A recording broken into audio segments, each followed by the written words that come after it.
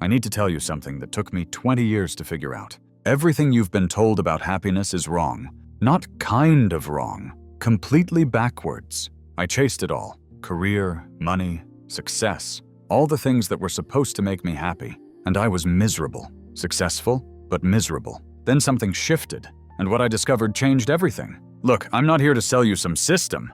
I'm here because I lived on both sides of this, and I need you to understand what nobody told me. Let me tell you about my friend Marcus.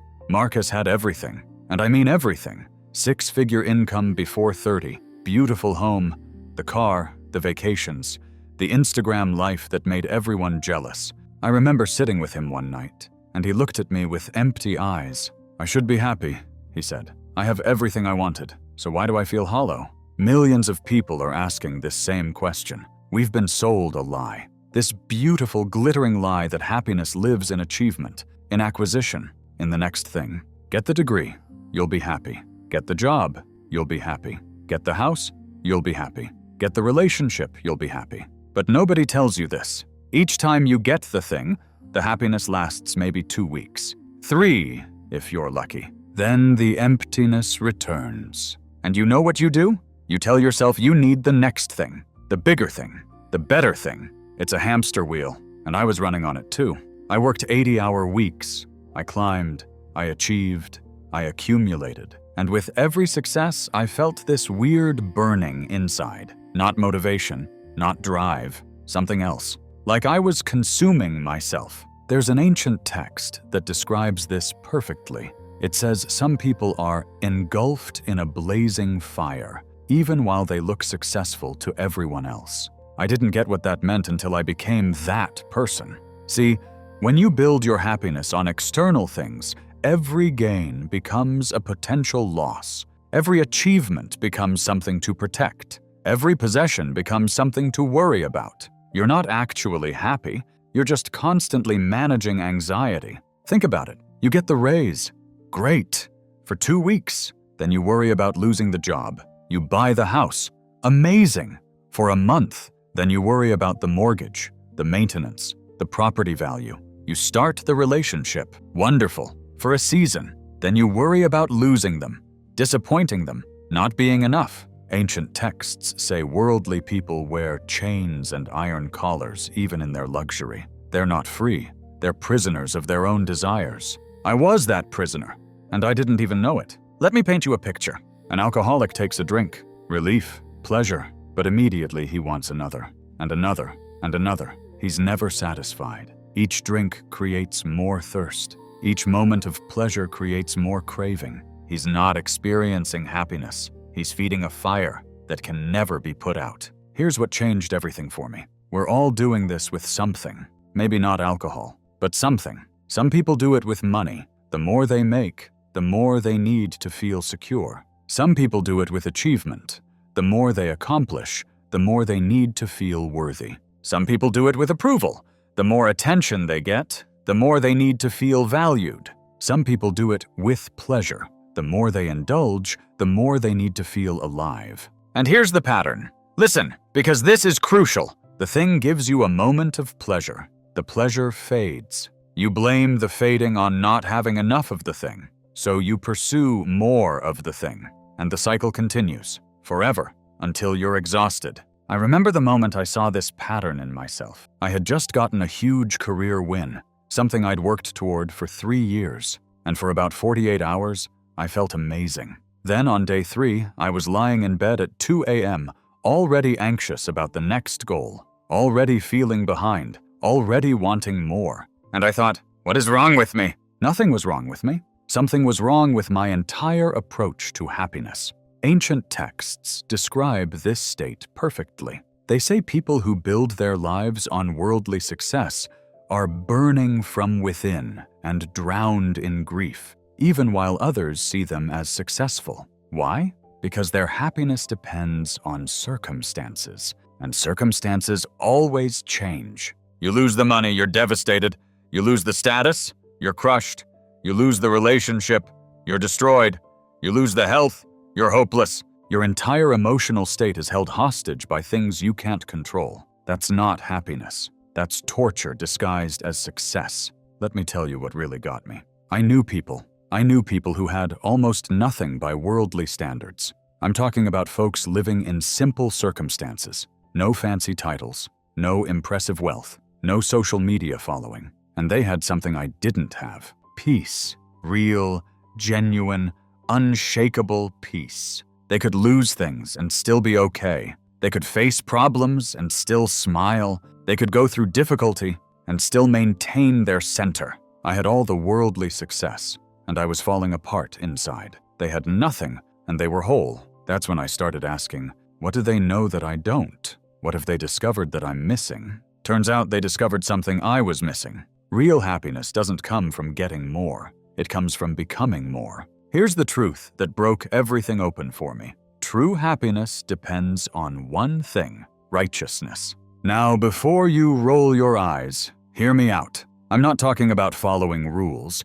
I'm talking about aligning your inner state with truth, developing your character, purifying your heart, connecting to something beyond yourself. Let me show you what this actually looks like. I have a friend named Sarah. She's a teacher, doesn't make much money, lives in a small apartment, drives an old car. One day, I asked her, "Sarah, you seem so content. What's your secret?" She laughed. "Secret? I don't know. I try to live in a way that feels right. I help my students. I'm grateful for what I have. I spend time in prayer and reflection. I serve where I can." And then she said something that hit me like a train. I used to chase happiness. Now I chase meaning. And happiness showed up as a side effect. Did you catch that? She wasn't pursuing happiness directly. She was pursuing something else. Meaning, service, connection to God.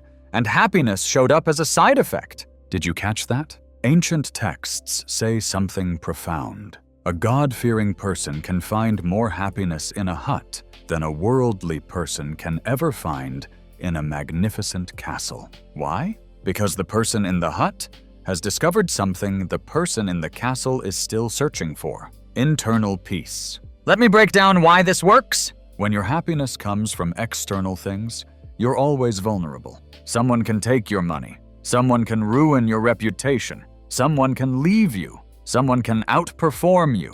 You're building your house on sand. But when your happiness comes from your internal state, from your connection to something eternal, from your character, no one can touch it. You can lose money and still have peace. You can face criticism and still have dignity. You can experience loneliness and still feel connected. You can encounter failure and still have worth. You've built your house on rock. Here's the truth. All happiness is tied to faith. Not faith as in just believing something intellectually. Faith as in trusting something so deeply that it transforms how you move through the world. Faith that there's a divine source of peace. Faith that you're cared for beyond what you can see. Faith that your worth isn't determined by your wins and losses. Faith that life has meaning beyond accumulation.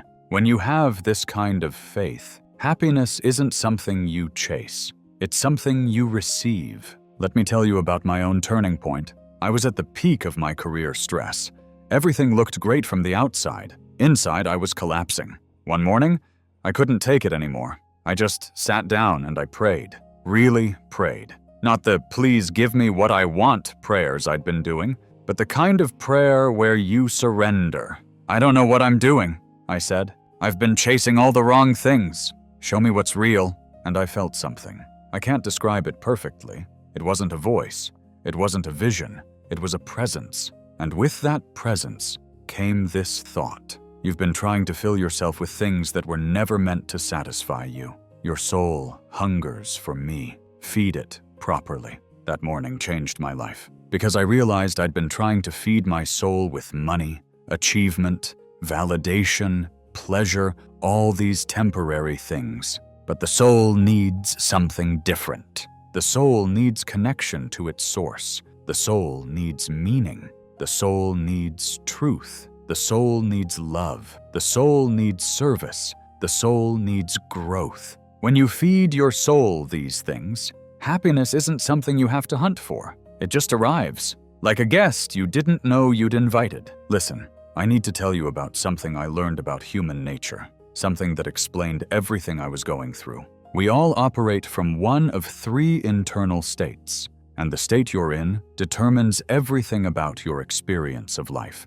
including your capacity for real happiness. Let me show you what I mean. State 1, the commanding self. This is the state most of us start in. Ancient texts call this the self that incites to evil. Sounds dramatic, right? But here's what it actually means. This is the part of you that's driven by immediate gratification, the part that wants what it wants, when it wants it, the part that's ruled by impulse, desire, greed, lust, anger. When you're operating from this state, you're basically a slave to your cravings. You want comfort. You must have comfort now. You want validation. You must have it now. You want pleasure. You must have it now. You feel angry. You must express it now. There's no pause between desire and action. And here's the thing about this state. You can never be happy here. Never. Because your desires are infinite and the world is finite. Think about it. You can never make enough money to feel completely secure. You can never receive enough praise to feel completely worthy. You can never have enough pleasure to feel completely satisfied. You can never control enough to feel completely safe. It's impossible. So people in this state are in constant suffering. Even when they get what they want, it's temporary. The craving immediately returns for something more, something different, something better. Ancient texts describe this as being in a blazing fire. Even in luxury, even in success, you're burning inside. I lived here for years. I'd get the success, brief relief, then immediate anxiety about the next thing. I'd get the pleasure, brief satisfaction, then immediate craving for more. I'd receive the approval, brief calm, then immediate fear of losing it. I was exhausted. And the worst part? I thought this was just how life was. I thought everyone felt this way. Turns out I was wrong. State 2, the awakening self. Then something shifts. Ancient texts call this the self-reproaching self. This is when you start waking up. You start noticing your patterns. You start questioning your impulses. You start seeing the consequences of your actions. You start feeling genuine remorse when you mess up. You start wanting to be better. This state is characterized by self-awareness and moral consciousness. You're no longer just following every impulse. You're starting to examine them. Why did I snap at that person? Why do I need this thing so badly? Why am I always so anxious? What am I actually searching for? This state is progress, real progress. But here's what most people don't tell you. This state is also uncomfortable because you're caught between 2 worlds. Part of you still wants to follow impulses. Part of you knows better. You're in a constant internal negotiation. Should I buy this expensive thing I don't need? Should I say this harsh thing I want to say? Should I take this shortcut or do it right? Should I serve myself or serve others? It's exhausting in a different way than the first state. In the first state, you're exhausted from endless craving. In the second state, you're exhausted from constant inner battle. But, and this is crucial, this exhaustion is productive. It's the exhaustion of growth. It's the exhaustion of transformation. It's the exhaustion of a cocoon before it becomes a butterfly. I spent several years in this state, becoming aware of my patterns, fighting my impulses, working on my character, developing my spiritual practice. It was hard, really hard. Some days I wanted to give up and go back to just chasing pleasure and success. But I kept going. Because I could feel something happening. Something was shifting in me at a deep level. And then, gradually, I started experiencing moments of something I'd never felt before. Real peace. State 3, the soul at rest. Ancient texts call this the soul at rest. This is the state where happiness actually lives. Not because you've achieved everything, not because you have everything you want, not because life is perfect, but because you've achieved something far more valuable, internal alignment with truth. In this state, you've transcended the constant push and pull of desire and aversion. You still have preferences, but you're not enslaved by them. You still have goals, but you're not defined by them. You still experience emotions, but you're not controlled by them. Let me describe what this feels like. Contentment in any circumstance. You can experience loss without being destroyed. You can experience success without being inflated. You can experience criticism without being devastated. You can experience praise without being dependent on it. Your center holds peace in the present moment. You're not constantly reaching for the next thing. You can actually be where you are. You can enjoy a simple meal without thinking about the next one. You can have a conversation without planning your next response. You can experience now without anxiety about later. Joy in service. Your happiness comes from being useful, not from being important. You feel fulfilled helping others, not from impressing others. You find meaning in making a difference, not in making a name. Connection to something greater. You feel held by something beyond yourself. You sense a loving presence that guides and sustains you. You know your life has purpose beyond your personal comfort. This state doesn't mean you never struggle. This state doesn't mean you never feel pain. This state doesn't mean you never have challenges. What it means is, underneath all the fluctuations of life, there's a foundation of peace that doesn't move. Ancient texts describe this beautifully. They say, when you reach this state, you experience delight, satisfaction, and contentment that worldly pleasures can never provide. You've found the spring of true happiness. And here's the beautiful thing. This isn't reserved for saints or mystics or special people. This is available to anyone willing to do the inner work. Anyone willing to move from impulse to awareness to alignment. Anyone willing to choose character over comfort. Anyone willing to connect to something beyond themselves.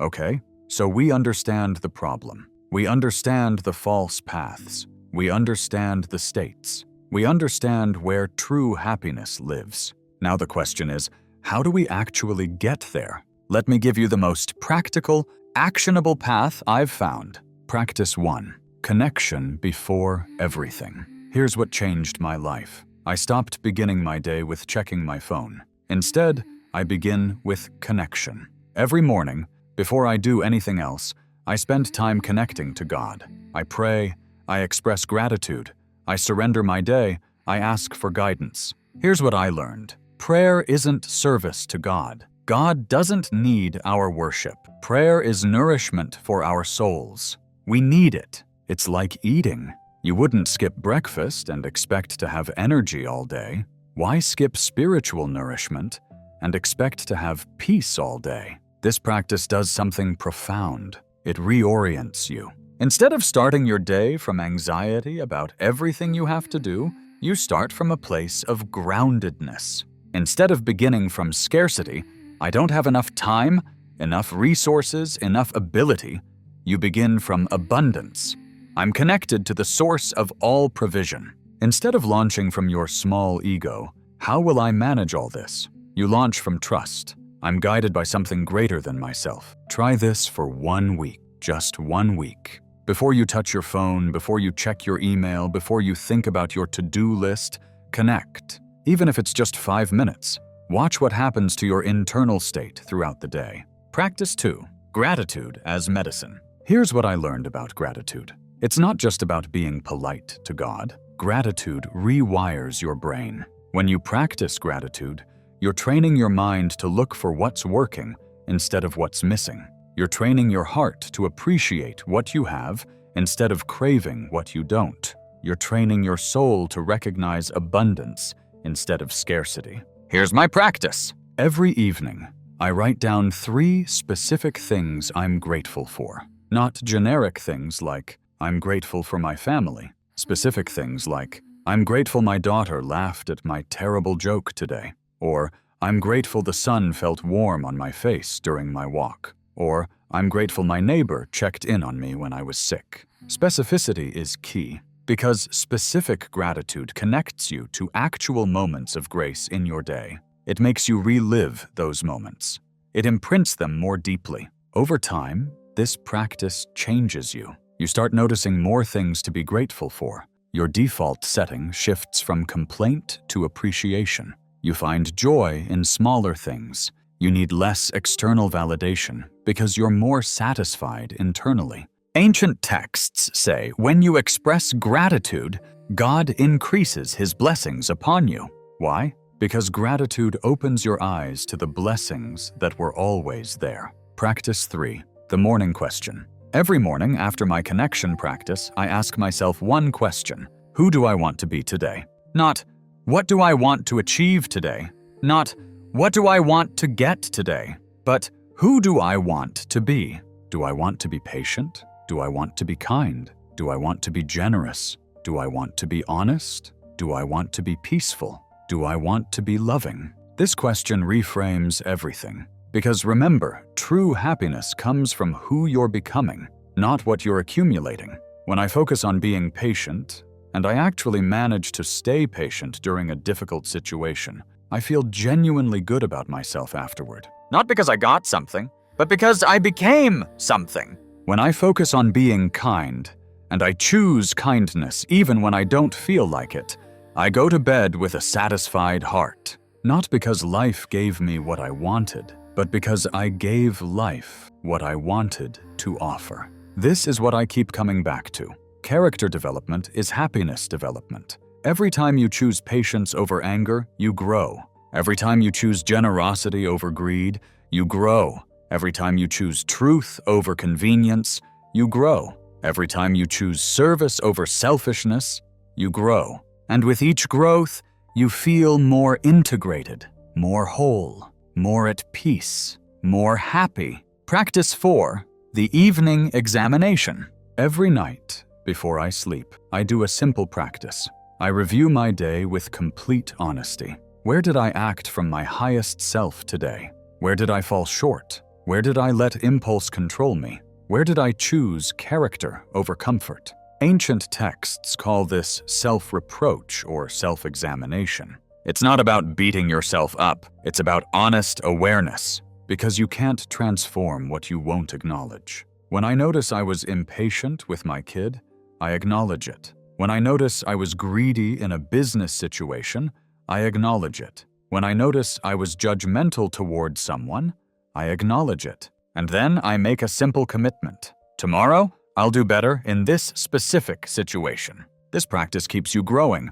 It prevents you from sleepwalking through life. It ensures that you're consciously working toward the soul at rest, not just drifting. And here's the beautiful part. Over time, you notice the gap between your impulses and your actions growing. You're no longer immediately reactive. There's space, pause, choice. That space is where freedom lives, and freedom is where happiness lives. Practice 5. Service as spiritual practice. Here's something I learned the hard way. You cannot find lasting happiness while living entirely for yourself. It's impossible. The truth is, worship has 2 dimensions: devotion to God plus service to His creation. You can't just pray and meditate and ignore the suffering around you. You can't just pursue inner peace while being indifferent to others' pain. Real happiness requires usefulness. It requires being part of something larger than yourself. It requires giving, not just receiving. Now, I'm not talking about exhausting yourself in service until you burn out. I'm talking about incorporating regular service into your life as a spiritual practice. Maybe once a week, you volunteer somewhere. Maybe you make it your practice to genuinely help one person each day. Maybe you mentor someone younger than you. Maybe you care for someone older than you. Maybe you just show up consistently for the people in your life who need you. When you serve, something magical happens. Your problems get smaller. Your perspective gets bigger. Your heart gets softer. Your purpose gets clearer. And happiness emerges naturally. Because you're no longer the center of your own universe. You've become part of a web of mutual care, and that's where human beings are meant to live. Practice 6. Simplify. This is going to sound counterintuitive in our culture of more. But hear me. Simplification is liberation. The more you own, the more owns you. The more you pursue, the more pursues you. The more you manage, the more manages you. Ancient texts say God-fearing people can find happiness in a hut, while worldly people remain unsatisfied in a magnificent castle. Why? Because the person in the hut has less to manage, less to protect, less to worry about. Their happiness isn't dependent on maintaining a complex structure of possessions and status. Now, I'm not saying everyone should live in a hut, but I am saying look at your life and ask, what am I maintaining that isn't serving my soul?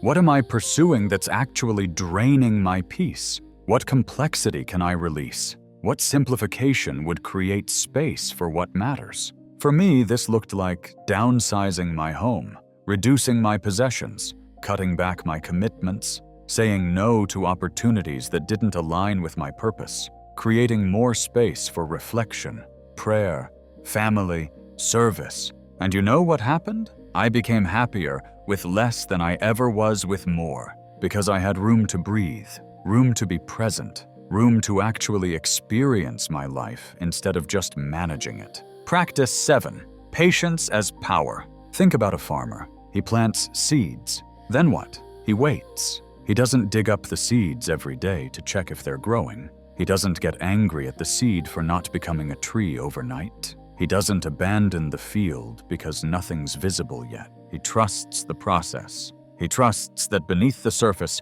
growth is happening. He trusts that the right season will bring the harvest. This is patience. And patience is absolutely crucial for finding lasting happiness. Because transformation takes time. You won't move from state 1 to state 3 in a week. You won't develop deep character in a month. You won't find unshakable peace in a year. It's a journey, a long one. And if you're impatient with the journey, you'll suffer unnecessarily. Here's what I learned. Celebrate small wins. Did you choose patience once today instead of anger? Celebrate it. Did you practice gratitude for 5 minutes? Celebrate it. Did you serve one person? Celebrate it. You don't have to be perfect. You just have to be progressing. Trust the invisible growth. Prayer works like seeds growing underground. You can't see them yet, but if you keep watering the soil, they will emerge. Trust the process. Your inner work is never wasted. Your spiritual practice is never in vain. Your character development is never pointless. Even when you can't see results yet, growth is happening. Be patient with yourself. Be patient with the process. Be patient with the divine timing. Everything has a season. Your season of deep peace is coming. Keep preparing the soil. Now let's be real. This path isn't easy, and there are specific obstacles that will come up. Let me prepare you for them so you don't get blindsided. Obstacle 1. The culture. Everything around you is screaming the opposite message. Buy more, achieve more, get more, be more impressive. Your happiness depends on this new thing. Your worth depends on this achievement.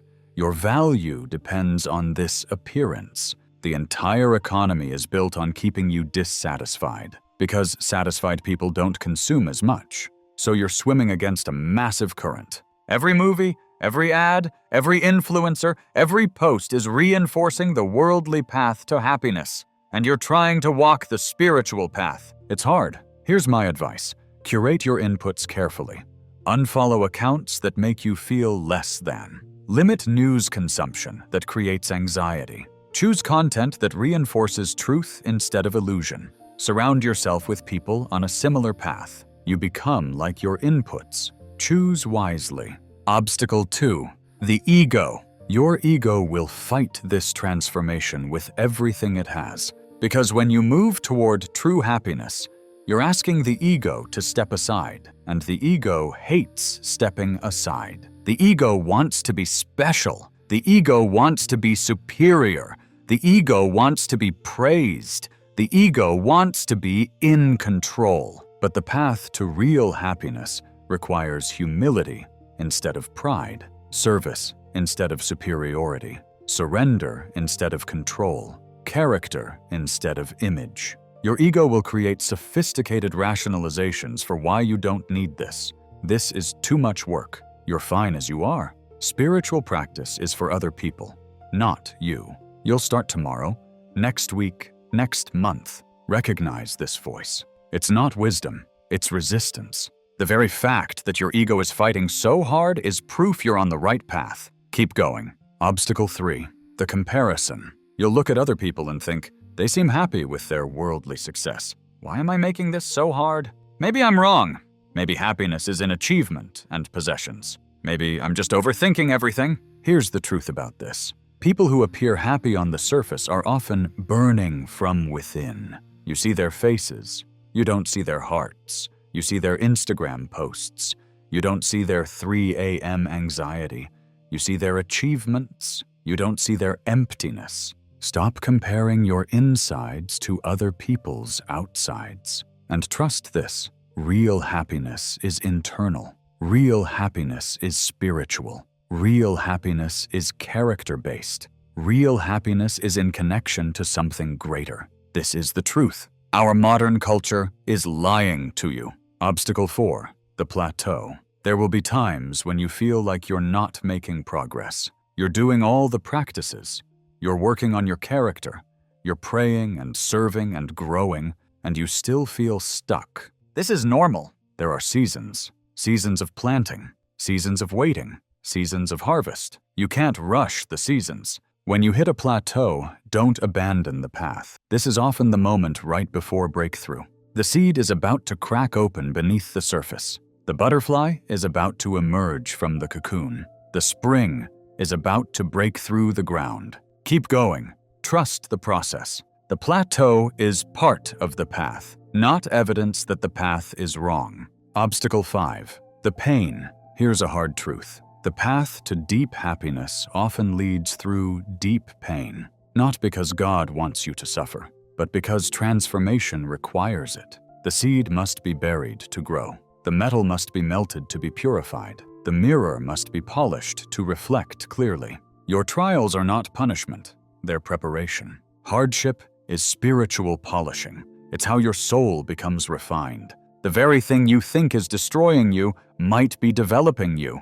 I'm not going to lie to you and say this is easy. It's not. Some of my deepest growth came through my hardest seasons. Seasons where I felt crushed. Seasons where I felt abandoned. Seasons where I questioned everything. But I can tell you now, looking back, those were the seasons where my soul grew the most. Those were the seasons where my character developed the deepest. Those were the seasons where my false happiness died and my real happiness was born. Don't run from your trials. Walk through them with faith. On the other side of your crushing is your blooming. Let me tell you what actually happens when you commit to this path, when you stop chasing happiness and start cultivating the conditions for it. Change 1.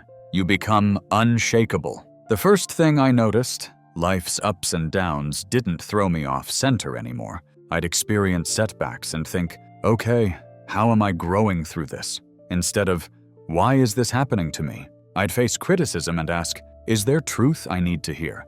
Instead of, how dare they? I'd encounter loss and recognize everything temporal passes. My foundation holds. Instead of, I'm destroyed. This doesn't mean I don't feel emotions. I feel them fully, but they don't define me anymore. They're weather passing through, and I'm the mountain. Change 2. You need less. This was surprising. The more I found peace internally, the less I needed externally. I didn't need constant validation anymore. I didn't need impressive achievements anymore. I didn't need expensive things anymore. I didn't need to prove myself anymore. Not because I forced myself to need less, but because I genuinely felt satisfied, like I'd finally eaten a real meal after years of junk food. My soul was fed, so I didn't need to feed my ego. Ancient texts describe this perfectly. A God-fearing person finds more happiness in a hut than a worldly person finds in a castle. I experienced this. My happiness became less expensive in every sense. Change 3. You become more useful. When you're not constantly consumed with your own needs and anxieties, you have energy for others. You notice people. You hear them. You help them. You serve them. And here's the paradox. The more you forget about your own happiness and focus on being useful, the happier you become, because purpose creates joy. And we were designed for service, not just for self-fulfillment. I found myself naturally helping more, listening more deeply, showing up more consistently, caring more genuinely, not as a technique to feel better, but as an overflow of feeling better. Change 4. You see God's hand. This is the one I can't fully explain in words. You start seeing God everywhere, in the timing of things, in the people who show up, in the opportunities that appear, in the lessons that present themselves, in the beauty that surrounds you. You stop thinking, this happened because of my effort, and start recognizing, this happened through grace working through my effort. You stop seeing life as random chaos, and start seeing it as a carefully orchestrated journey of growth. This recognition brings profound peace, because you're not controlling everything anymore. You're cooperating with something much wiser than you. You're letting yourself be guided, and that's actually a relief. Change 5. You fear less. The biggest surprise for me. Fear loosens its grip, not because scary things stop happening, but because you've found something more reliable than circumstances. You've found God's presence that doesn't abandon you. Even in the darkest valley, you're not alone. Even in the hardest trial, you're not unsupported. Even in the deepest pain, you're not without purpose. Ancient texts promise this. They say when you really connect to God, you experience 2 paradises, one in this life and one in the next. The paradise in this life is this internal peace that circumstances can't destroy. I've experienced this, and once you experience it, you're never the same. Change 6. You love deeper. When you're not desperately seeking happiness from people, you can actually love them, really love them. Not need them, not use them, not cling to them, love them for who they are, without agenda, without expectation, without trying to extract happiness from them. And paradoxically, this creates deeper connections. People feel the difference. They feel safe with you. They feel seen by you. They feel free with you, because you're not putting your happiness on their shoulders. You're bringing your happiness to the relationship, and that changes everything. Change 7. You live now. This might be the biggest transformation. You stop constantly reaching for the next thing. You can actually be in this moment. Enjoy this meal. Savor this conversation.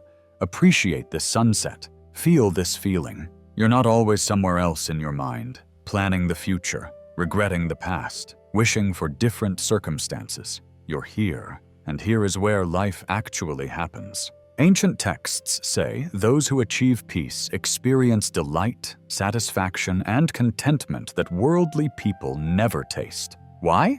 Because worldly people are never present. They're always reaching for the next thing, and happiness lives in presence.